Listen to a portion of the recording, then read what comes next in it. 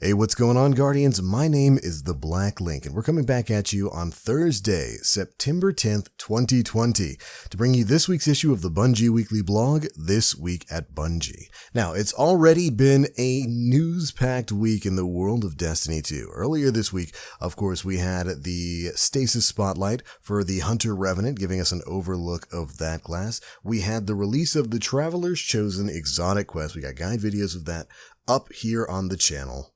And we even had a patch update go into effect that we'll be talking at least a little bit about over the course of this video. So it's been a news-packed week with some really exciting stuff to discuss overall.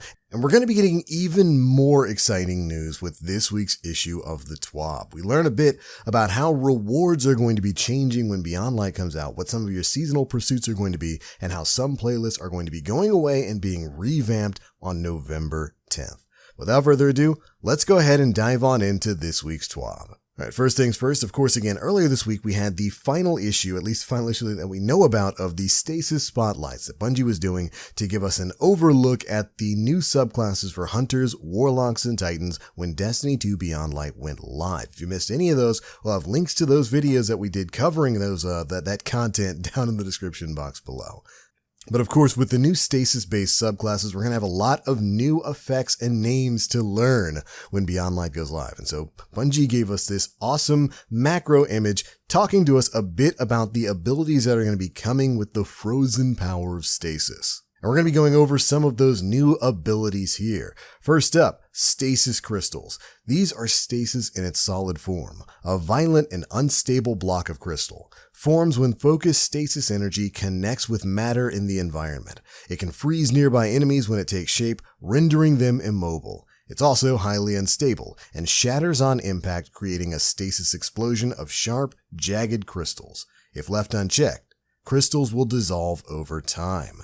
Next up, we've got the Stasis Field, unfocused stasis energy that forms a sphere of influence teeming with dark elemental power, slowing enemies that enter the field. Stasis energy attaches to the being, eventually encasing them in stasis crystals, rendering them immobile. And then after that, we get some of the other effects that your abilities are going to be able to do when Beyond Light goes live. First up being slow. We learned a bit about this with the Hunter Revenant class earlier this week.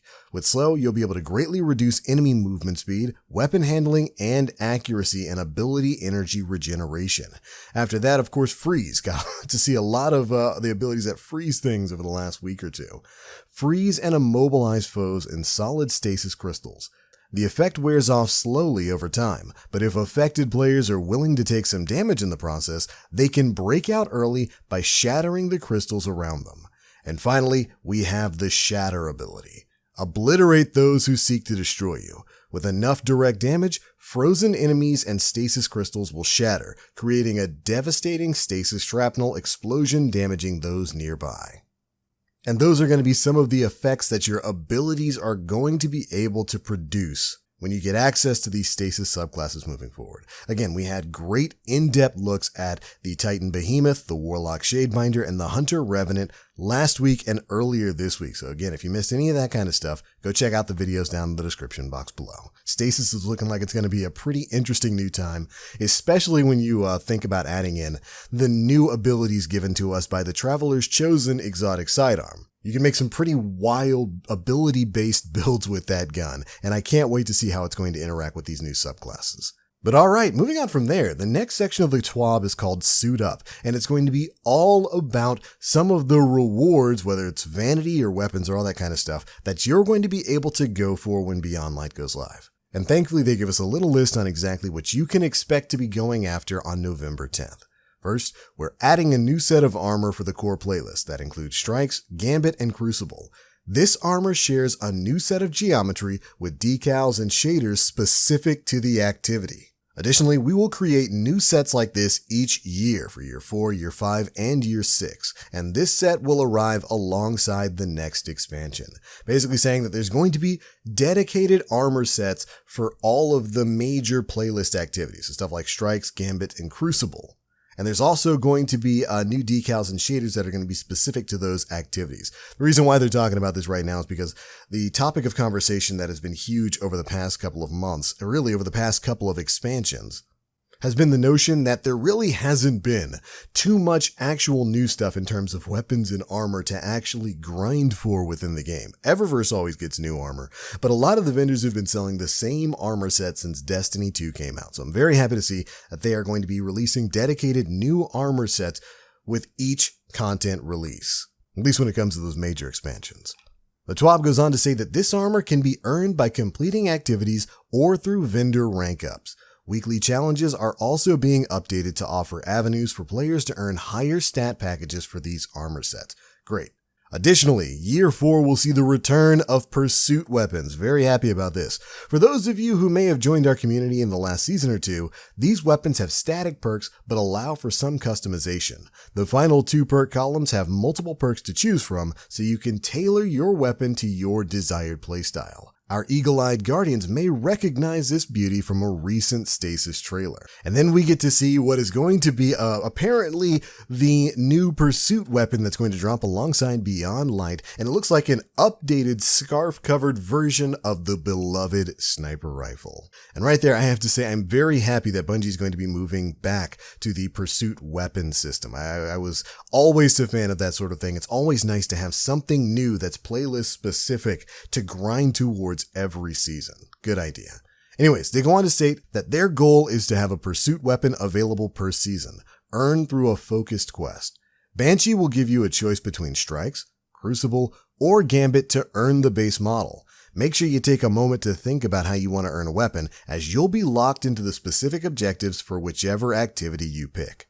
Once you finish the main quest, Commander Zavala, Lord Shaxx, and the Drifter will offer you an additional quest which will reward you with weapon ornaments to the theme of their respective activities. If you're omnivorous and enjoy all 3 offerings, all 3 will be available to you. And then we get a look at what the 3 weapon ornaments for Strikes, for Crucible, and for Gambit, whatever the new Gambit game mode is going to be, are going to look like on this new version of the beloved sniper rifle.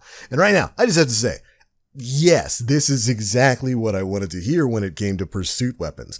Bungie's kind of hitting us with a double whammy here, as it were. They're bringing those pursuit weapons back, but they're making it so that you can play whatever playlist activity you prefer. If you're a PvE guy who hates Gambit and hates, the Crucible, you can do Strikes. If you're a PvP guy who hates having to run Strikes and do busy work and stuff like that, you can choose to go and earn this by playing the Crucible. It's just whatever you choose, you're going to be locked into until you complete the quest. I love that. And part 2 of this, I love that there's going to be weapon ornaments that you actually earn by playing these game modes.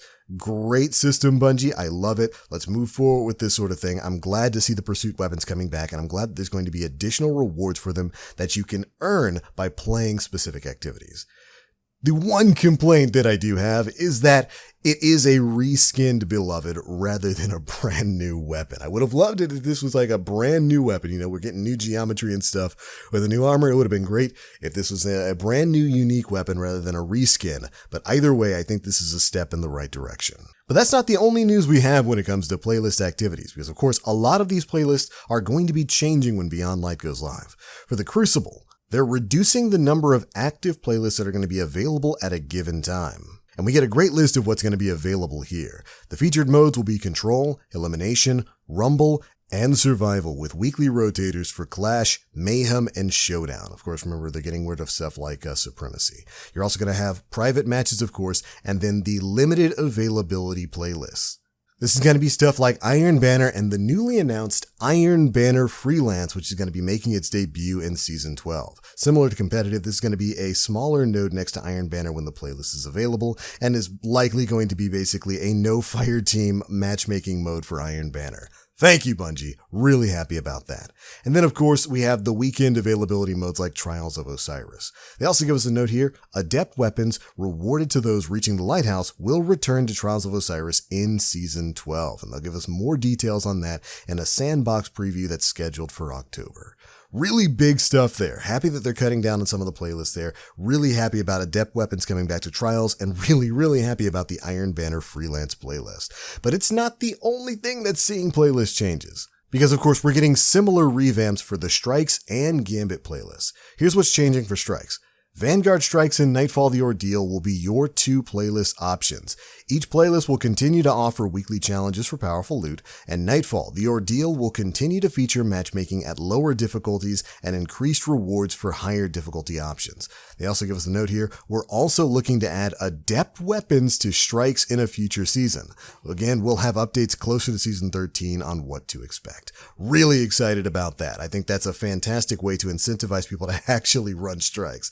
As it is right now, the only time you catch TBL in Strikes is when I have to run it for a quest or an exotic or something like that. Very excited to see what Bungie's going to be doing with that moving forward. And finally, we've got the changes coming to Gambit. Of course, we know that Bungie is going to be kind of merging the normal Gambit and the Gambit Prime game mode. And in this section, they talk a bit about how exactly they're going to be doing that. I'm not going to be going through all the changes here, but some of the biggest ones are that they kept invasions during moat phases at a maximum of 3, just like it is in Gambit Prime. But Gambit's also going to be moving to a sort of one-phase game mode rather than a best-of-3 game mode like the normal Gambit is. Additionally, they've also pulled back the minimum time between invasions during moat phases from 10 seconds to 20 seconds.